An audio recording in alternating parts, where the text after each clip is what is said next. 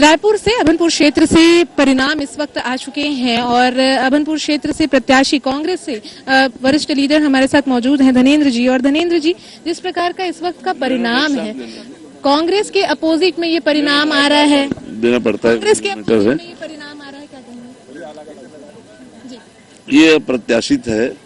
ऐसे परिणामों की उम्मीद नहीं थी और पूरी तरह से हम लोगों को उम्मीद थी कि कांग्रेस की सरकार बनेगी। जिस तरह से पिछले 5 साल कांग्रेस ने काम किया है और आगे भविष्य की भी योजना जो घोषणा पत्र के रूप में सामने लाए थे, उसको लेकर के पूरा विश्वास था। विश्वास जताया जा रहा है, कमी कोई रह गई होगी?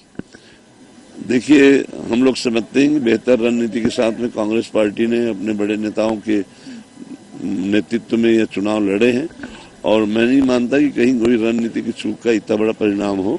निश्चित तौर पर कहीं न कहीं ये मशीनों में कहीं न कहीं गड़बड़ी का संदेह जाता है। भरोसा था कांग्रेस को कि किसान साथ देंगे, कर्ज माफी का साथ मिलेगा।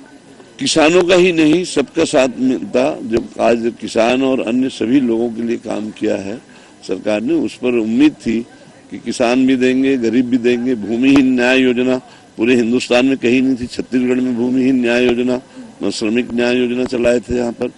तो ऐसा कौन सा वर्ग छूटा था जो 15 साल तक शिक्षा कर्मियों का नियमितीकरण पिछली सरकार ने नहीं करी थी, उसको हम लोगों ने किया।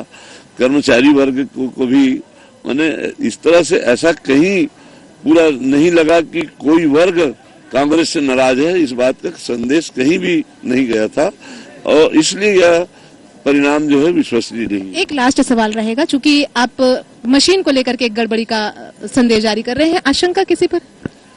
आशंका निश्चित तौर पर इस पर है, मशीनों में गड़बड़ी हुई होगी। जिनके हाथ में मशीन है। सरकार तो कांग्रेस की थी, यहाँ पे अधिकारी तो सुनते। चुनाव में तो पूरा उनके हाथ में ना, चुनाव नियंत्रण तो।